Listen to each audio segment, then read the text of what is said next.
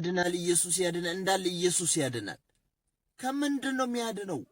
የሚያድነን ከእግዚአብሔር ቁጣ ነው። ቁጣ ሊያድን ራሱ እግዚአብሔር እንኳን ማዳን አይችልም። ራሱ እግዚአብሔር ቁጣ ሊያድን አይችልም። እግዚአብሔር ቅዱስ ነው። እግዚአብሔር አዳኝ አድርጎ የገለጠው ኢየሱስ ክርስቶስን ነው። ስለዚህ አጠገብህ ላይ መጣ የሆነች እናት ኢየሱስ ያድናል፣ የሆነች ሕፃን ኢየሱስ ያድናል፣ ወይ የሆነ ወጣት ነገር ኢየሱስ ያድናል ሲል ልትማታ ልትፍጨረጨር ስትሞክር ያን ጊዜ ያንተን መዳን አስጥሎህ የእግዚአብሔር ቁጣን እንድትጠባበቅና እግዚአብሔር ቁጣውን እንዲገልጥብህ ለማድረግ ከአንተ ጀርባ እየሰራ ያለ ሌላ አካል አለ ማለት ነው። መንቃት አለብህ። ያድናል ኢየሱስ ያድናል እንዳለ ኢየሱስ ያድናል። ከምንድን ነው የሚያድነው? ሰላም የጌታ ጸጋና ሰላም ይብዛላችሁ።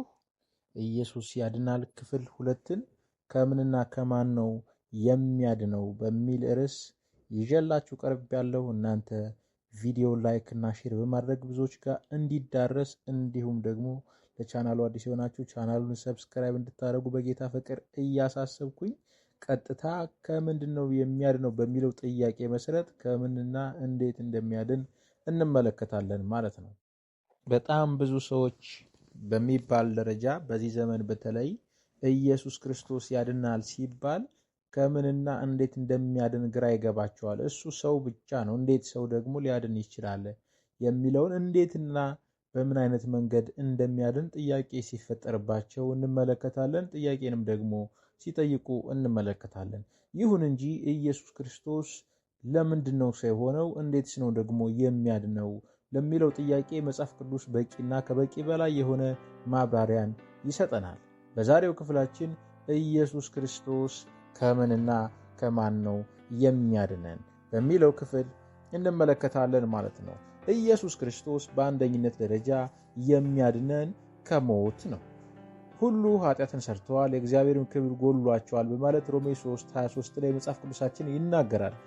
እግዚአብሔር የሰው ልጅን በከበረ ሁኔታ በመልኩና በአምሳሉ ሕያውና ዘላለማዊ አድርጎ እንደፈጠረው መጽሐፍ ቅዱሳችን በዘፍጥረት መጽሐፍ ላይ የሚነግረን ቢሆንም ነገር ግን የሰው ልጅ ያንን ማንነቱንና ክብሩን ንቆና ጥሎ ያልታዘዘውን በማድረግ ሞትን ሲሞት እንመለከታለን።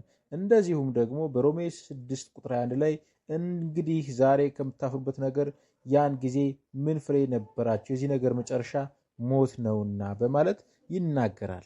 እንደዚሁም በሮሜ መጽሐፍ ምዕራፍ 6:23 የኃጢአት ደሞዝ ሞት ነውና የእግዚአብሔር የጸጋ ስጦታ ግን በክርስቶስ ኢየሱስ በጌታችን የዘላለም ሕይወት ነው በማለት ይናገራል። እንግዲህ ሰዎች በኃጢአታቸው ምክንያት የሞቱ ሲሆኑ በዚህ ሞት ምክንያት ደግሞ ከእግዚአብሔር ተለይተዋል፣ የእግዚአብሔር ክብርም ደግሞ ጎድሏቸዋል ማለት ነው። ስለዚህ ኢየሱስ ክርስቶስ ያድናል ስንል የሚያድነው ከዚህ ሞት ነው። እንዴትና በምን አይነት መንገድ እንደሚያድን በክፍል 3 የምንመለከተው ሲሆን ግን የሚያድነው አንደኛው ከሞት ነው። ሰዎች ኃጢአትን ሰርተው በድለው እግዚአብሔርን አሳዝነው ከሞቱት ሞት ነው የሚያድነው፣ የመጀመሪያው ማለት ነው። ሁለተኛው ደግሞ ኢየሱስ ክርስቶስ የሚያድነው ከእግዚአብሔር ቁጣ ነው። ከእግዚአብሔር ቁጣ ነው የሚያድነው። እግዚአብሔር ቁጣ አለው። ከዛ ቁጣ ነው ኢየሱስ ክርስቶስ የሚያድነን። ኢየሱስ ክርስቶስ ከዲያብሎስ አይደለም፣ ወይም ደግሞ ከገሃነመ እሳት አይደለም። የገሃነመ እሳትና የዲያብሎስ ድርሻቸው በእግዚአብሔር ቁጣ የሚመጣ ነው። ኃይላቸው ከእግዚአብሔር ቁጣ የተነሳ የሚገለጥ እንጂ ኢየሱስ ክርስቶስ የሚያድነን ከእግዚአብሔር ቁጣ ነው። ይሄን በመጽሐፍ ቅዱሳችን እንመልከተው እስኪ። መጽሐፍ ቅዱሳችን እውነትን በአመፃ በሚከለክሉ ሰዎች በኃጢአተኝነታቸውና በአመፃቸው ሁሉ ላይ የእግዚአብሔር ቁጣ ከሰማይ ይገለጣልና በማለት በሮሜ መጽሐፍ ምዕራፍ 1:18 ላይ ይነግረናል ማለት ነው። የእግዚአብሔር ቁጣ ከሰማይ የሚገለጠው እውነትን በአመፃ በሚከለክሉ ሰዎች ማለትም በኃጢአተኞችና በበደለኞች ሰዎች ላይ እግዚአብሔር ቁጣ ይገለጣል። ያ የእግዚአብሔር ቁጣ ሲገለጥ ደግሞ ለማይረባ አእምሮ አሳልፎ በመስጠት ለዲያብሎስ ተላላፊ ያደርጋቸዋል። የዲያብሎስን ስራ ፈጻሚዎች፣ የዲያብሎስን ስራ አድራጊዎች ይሉና ከዲያብሎስ ጋር በገሃነመ እሳት እንዲቃጠሉ ያደርጋቸዋል ማለት ነው።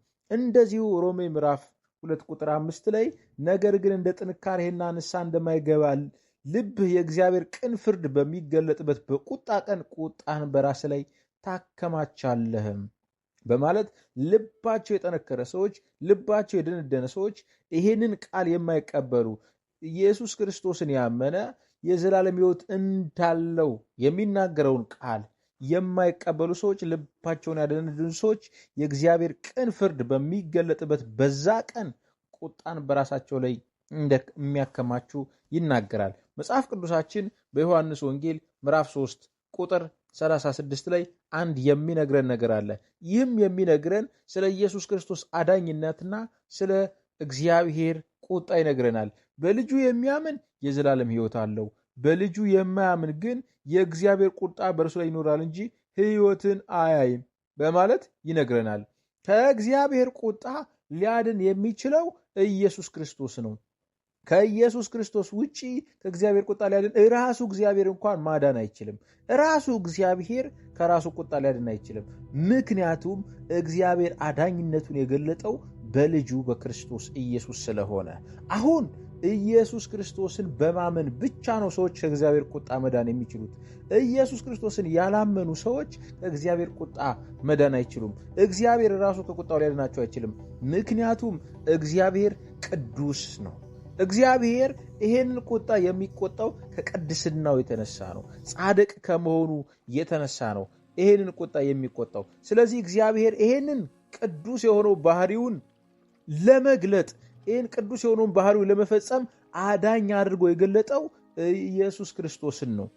በአንደኛ ጴጥሮስ ምዕራፍ 1 ቁጥር 15 እና 16 ላይ ዳሩ ግን እኔ ቅዱስ ነኝና ቅዱሳን ሁኑ ተብሎ ስለተጻፈ የጠራችሁ ቅዱስ እንደሆነ እናንተ ደግሞ በኑሯችሁ ሁሉ ቅዱሳን ሁኑ በማለት ይናገራል። የጠራችሁ ቅዱስ እንደሆነ እናንተ ደግሞ በኑሯችሁ ሁሉ ቅዱስ ሁኑ። እግዚአብሔር ቅዱስ ነው። ይህን ቅድስናውን ደግሞ በማን በኩል ገልጧል? ሰዎችን እንዲሁ ላለማጥፋት፣ ሰዎችን እንዲሁ ወደ ዘላለም ቅጣትና ሞት ቁጣውን ላለመግለጥ በክርስቶስ ኢየሱስ ገልጧል። ይህንን መጽሐፍ ቅዱሳችን በሮሜ መጽሐፍ ምዕራፍ 3 ቁጥር 25 ላይ እንደዚህ በማለት ያስቀምጥልናል። እርሱንም እግዚአብሔር በእምነት የሚገኝ በደሙም የሆነ ማስተሰሪያ አድርጎ አቆመው። ይህም በፊት የተደረገውን ኃጢአት በእግዚአብሔር ችሎታ ስለመተው ጽድቁን ያሳይ ዘንድ ነው በማለት ይናገራል። በዚህ ክፍል ላይ እንግዲህ እግዚአብሔር በራሱ ችሎታ በፊት የተደረገውን ኃጢአት ስለመተው ነው ይልና በዚህ ዘመን ምኑን ያሳይ ዘንድ ነው? ጽድቁን ያሳይ ዘንድ ነው። የማንን ጽድቅ ነው የሚያሳየው? የሰዎችን ጽድቅ አይደለም። የራሱን የእግዚአብሔርን ጽድቅ ለማሳየት ነው ኢየሱስ ክርስቶስን በደሙ የተደረገ ማስተሰሪያ አድርጎ ያቆመው ማለት ነው። ስለዚህ እግዚአብሔር ጽድቁን የገለጠው በክርስቶስ ኢየሱስ ነው። ኢየሱስ ክርስቶስ የኛ የሰዎች ጽድቅ ብቻ ሳይሆን የእግዚአብሔርም ጽድቅ መገለጫው ነው። ይቀጥልና በቁጥር 26 ላይ ራሱም ጻድቅ እንዲሆን በኢየሱስ የሚያምነውን እንዲያጸድቅ አሁን በዚህ ዘመን ጽድቁን ያሳይ ዘንድ ነው አለ። እግዚአብሔር ራሱ ጻድቅ እንዲሆን። ለምን?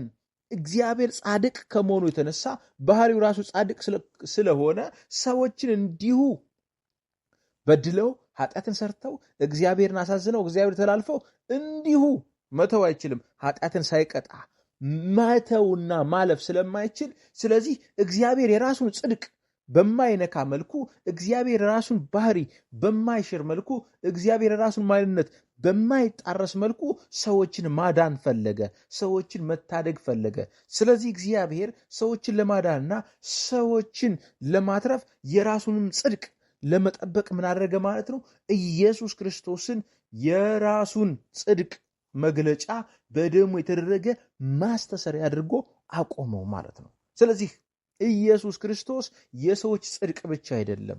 ኢየሱስ ክርስቶስ ሰዎች ብቻ ጽድቅን የሚያገኙበት ሳይሆን እግዚአብሔር ራሱ ማንነቱን፣ ሉዓላዊነቱን፣ ጻድቅነቱን አስጠብቆ ሰዎችን ለማዳን የገለጠበት አዳኝ ነው። ስለዚህ ከኢየሱስ ክርስቶስ ማዳን ውጪ እግዚአብሔር ራሱ ሰውን ሊያድን አይችልም። ለምን? እግዚአብሔር ምን ስለሆነ?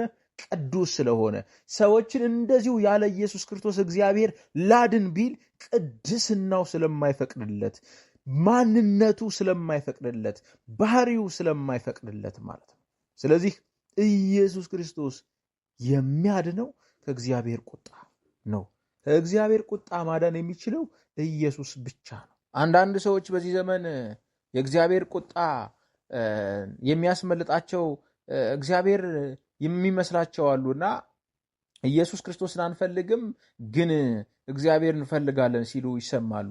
ኢየሱስ ክርስቶስን አናምንም ግን ሌላ አካልን እናምናለን፣ ሌሎች ተጓዳኝ ነገሮችን እንፈጽማለን የሚሉ አሉ። አይ በነዛ ተጓዳኝ ነገሮች እኛ በምናደርጋቸው የሃይማኖት ስርዓቶች እግዚአብሔር ጽድቁን አልገለጠም። የእግዚአብሔር ጽድቅ በነዛ እኛ በምናደርጋቸው ነገሮች አልተገለጠም። የእግዚአብሔር ጽድቅ የተገለጠው በክርስቶስ ኢየሱስ በኩል ነው። ስለዚህ እግዚአብሔር ጽድቁን ሲያይ የራሱንም ጽድቅና ማንነት ሲያይ በኢየሱስ ክርስቶስ ነው የሚያየው። የእኛንም የሰዎችንም ጽድቅና ማንነት ሲያይ በክርስቶስ ኢየሱስ ነው የሚያየው። ስለዚህ ከዛ የተነሳ ነው ኢየሱስ ክርስቶስ ሊያድን የሚችለው። እንደዚህ በኤፌሶን መጽሐፍ ምዕራፍ 5:6 ላይ ከዚህ የተነሳ በማይታዘዙት ልጆች ላይ የእግዚአብሔር ቁጣ ይመጣልና ማንም በከንቱ ንግግር አያታላችሁ ይላል። በማይታዘዙ ማናቸው የማይታዘዙት? እነዚህ ኢየሱስ ክርስቶስን አናምንም የሚሉት፣ እነዚህ ኢየሱስ ክርስቶስን እንደ ግል አዳኛቸው ማመንን የማይፈልጉት፣ አምነው መመላለስ የማይፈልጉት፣ በእሱ አዳኝ ላይ መታመን የማይፈልጉት፣ የራሳቸውን የጽድቅ ስራ መፈጸም የሚፈልጉት፣ የሌሎችን የጽድቅ ስራ መፈለግ የሚፈልጉት፣ እንደዚሁ ደግሞ ኢየሱስ ክርስቶስ ሰው ብቻ ነው ብለው የኢየሱስ ክርስቶስን አዳኝነት የሚክዱት እነዛ ሰዎች የማይታዙ ናቸው፣ የእግዚአብሔር ቁጣ ይገለጥባቸዋል ይላል። እንደዚሁም በተመሳሳይ በቆላስይስ 3:6 ላይ በእነዚህም ጠንቅ የእግዚአብሔር ቁጣ በማይታዙ ልጆች ላይ ይመጣልና ይላል። የማይታዘዙ ልጆች ኃጢአትን በማድረግ ይመላለሳሉ። ስለዚህ ቁጣው ምን ይልባቸዋል ማለት ነው?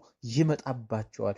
ኢየሱስ የሚያድነው ከምንድነው? ከቁጣው ነው ማለት ነው። እንደዚሁም ዕብራውያን ምዕራፍ 10 ላይ ቁጥር 26 የእውነትን እውቀት ከተቀበልን በኋላ ወደን ኃጢአት ብናደርግ ከእንግዲህ ወዲህ ስለ ኃጢአት መስዋዕት አይቀርልንምና የሚያስፈራ ግን የፍርድ መጠበቅ ተቃዋሚዎች ሊበላ ያለ እሳት ብርታት አለ በማለት ይናገራል ማለት ነው።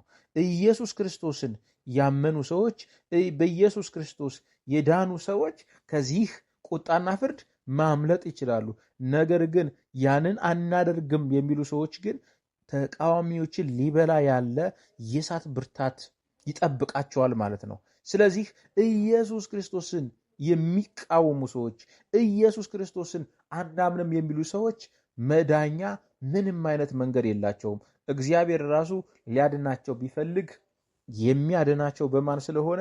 በክርስቶስ ኢየሱስ ስለሆነ ማለት ነው። እንደዚሁ አንደኛ ተሰሎንቄ ምዕራፍ 1 ቁጥር 9 እና 10 ላይ እነርሱ ራሳቸው ወደ እናንተ መግባታችን እንዴት እንደነበረ ስለኛ ይናገራሉና ለሕያውና ለእውነተኛ አምላክ ታገለግሉ ዘንድ ከሙታን ያስነሳው ልጁን እርሱም ኢየሱስ ከሚመጣው ቁጣ የሚያድነን ከሰማይ ትጠብቁ ዘንድ ከጣዖታቶች ወደ እግዚአብሔር እንዴት ዘወር እንዳላችሁ ይናገራሉ በማለት በዚህ ክፍል ላይ ኢየሱስ ክርስቶስን ምን አድርጎ ያስቀምጠዋል? ከሚመጣው ቁጣ የሚያድነን ብሎ ያስቀምጠዋል። ኢየሱስ ክርስቶስ ሊገለጥ ካለው ቁጣ፣ ሊመጣ ካለው የእግዚአብሔር ቁጣ የሚያድነን ነው ማለት ነው። ኢየሱስ ክርስቶስ የሚያድነን ከእግዚአብሔር ቁጣ፣ ሊመጣ ካለው ሊገለጥ ካለው የእግዚአብሔር ቁጣ ነው ማለት ነው። መጽሐፍ ቅዱሳችን በሮሜ መጽሐፍ ምዕራፍ 1 ቁጥር 16 ላይ በወንጌል አላፍርምና አስቀድሞ ለአይሁዳዊ ደግሞም ለግሪክ ሰው ለሚያምን ሁሉ የእግዚአብሔር ኃይል ለማዳን ነውና ይላል። ለማዳን የሆነው የእግዚአብሔር ኃይል የተገለጠው በዚህ ኢየሱስ ክርስቶስ በተባለው ወንጌል ነው። ስለዚህ ጳውሎስ በዚህ ወንጌል አላፍርም፣ ምክንያቱም ይሄ ወንጌል አዳኝ ሆኖ የተገለጠ ነው በማለት ይናገራል ማለት ነው። የሚያድነው ከእግዚአብሔር ቁጣ ነው። ከምንድን ነው የሚያድነው? በኢየሱስ ክርስቶስ ያላመነ ሰው በሙሉ የእግዚአብሔር ቁጣ እየጠበቀው ነው ያለው። ስለዚህ ይህን ጥያቄ ያነሳችሁ ወገኖች፣ የምታነሱ ወገኖችን በሙሉ ይህን ቪዲዮ ስትሰሙ እግዚአብሔር ራሱ ያለ ኢየሱስ ክርስቶስ ሊያድናችሁ እንደማይችል ልታውቁና ልትረዱት ያስፈልጋል። ጌታ የኢየሱስ ክርስቶስ ጸጋ ይብዛላችሁ። ይህን ቪዲዮ የምትመለከቱ ሰዎች ይህ ቪዲዮ ብዙዎች ጋር እንዲደርስ ላይክ እና ሼር፣ ሰብስክራይብ እንድታደርጉ በጌታ ፍቅር አሳስባለሁ። የጌታ ጸጋ ከእያንዳንዳችሁ ጋር ይሁን።